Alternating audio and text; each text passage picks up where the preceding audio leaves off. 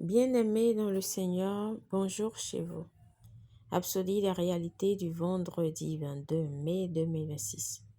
Notre homme de Dieu, Pasteur Christ, partage avec nous sur le thème L'Église est bâtie sur Christ. Alléluia. Et notre verset d'ouverture, Matthieu 16, verset 16 à 18. La version King James. Et Simon-Pierre répondit en disant, Tu es le Christ, le Fils du Dieu vivant. Et Jésus répondit et lui dit, Tu es béni, Simon, fils de Jonas, car la chair et le sang ne t'ont pas révélé cela, mais mon Père qui est dans les cieux. Et je te dis aussi que tu es Pierre, et sur ce rocher je bâtirai mon église. Gloire à Dieu. Au fil des ans, nombreux sont ceux qui ont mal interprété la portion mise en évidence du passage d'écriture ci-dessus. Certains ont supposé que le rocher désignait la révélation faite par Pierre lorsqu'il a affirmé que Jésus était le Christ. D'autres ont même supposé que le rocher était Pierre lui-même. Mais aucune de ces interprétations n'est correcte. Le Seigneur Jésus parlait d'une personne lorsqu'il a dit « sur ce rocher ». Il se référait à lui-même, Christ. En grec, la distinction devient encore plus claire. Le Seigneur Jésus a appelé Pierre Pétrus, qui signifie une pierre, mais il s'est référé au fondement comme Petra, qui signifie un rocher, une pierre angulaire. Alléluia. Le Seigneur est ce rocher. Il ne disait pas, sur ce Pétrus je bâtirai mon église, mais sur ce Petra qui est Christ le rocher, un fondement, une pierre angulaire inébranlable. Voici, j'ai mis pour fondement enseignant une pierre éprouvée, une pierre angulaire de prix solidement posée. Ésaïe 28, verset 16. Christ était déjà connu dans les écrits prophétiques comme le rocher. Gloire à Dieu. Ainsi, lorsque Pierre a dit « Tu es le Christ », il déclarait que le Seigneur Jésus était le fondement promis. Il était celui dont il est question, comme la pierre angulaire inébranlable. Et le Maître a répondu en révélant la réalité prophétique.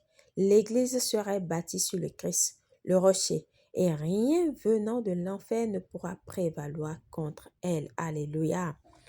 Ceci rejoint la vision prophétique de Daniel. Daniel parla de la pierre détachée sans intervention humaine qui frappa la statue aux pieds de fer et d'argile et toute la structure s'écroula. Daniel 2, verset 34 à 35. Cette pierre devient une grande montagne et remplit toute la terre. L'interprétation était claire. Alors le fer, l'argile, l'airain, l'argent et l'or furent brisés ensemble et devinrent comme la balle qui s'échappe d'une aire en été. Le vent les emporta et nulle trace n'en fut retrouvée. Mais la pierre qui avait frappé la statue devint une grande montagne et remplit toute la terre. Daniel 2, verset 35. C'est la montagne de la maison de l'Éternel. Gloire à Dieu. La pierre, c'est Christ, et cette montagne, c'est sa domination éternelle.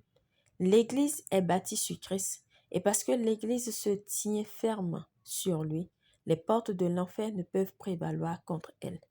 Telle est la certitude de notre foi. Christ est notre rocher. Nous sommes établis sur lui pour toujours. Alléluia. Priez. Père céleste, merci pour la lumière de ta parole et la certitude de la vérité révélée en Christ. Ma foi est fondée sur Christ, le rocher, et l'évangile prévaut dans toutes les nations, et la justice de Christ est établie dans le cœur des hommes, au nom de Jésus. Amen. Pour une étude approfondie, nous lisons 1 Corinthiens 3, verset 11, Éphésiens 2, verset 19 à 22, 1 Pierre 2, verset 4 à 6. À présent, nous aimerions vous donner l'opportunité de naître de nouveau, de recevoir le Seigneur Jésus-Christ dans votre cœur, dans votre vie, afin d'avoir la vie éternelle, afin de vous approcher du Père avec assurance. Dites, ô Seigneur Dieu, je crois de tout mon cœur en Jésus-Christ, Fils du Dieu vivant, je crois qu'il est mort pour moi et que Dieu l'a ressuscité des morts. Je crois qu'il est vivant aujourd'hui. Je confesse de ma bouche que Jésus-Christ est le Seigneur de ma vie à partir d'aujourd'hui. Par lui et en son nom, j'ai la vie éternelle.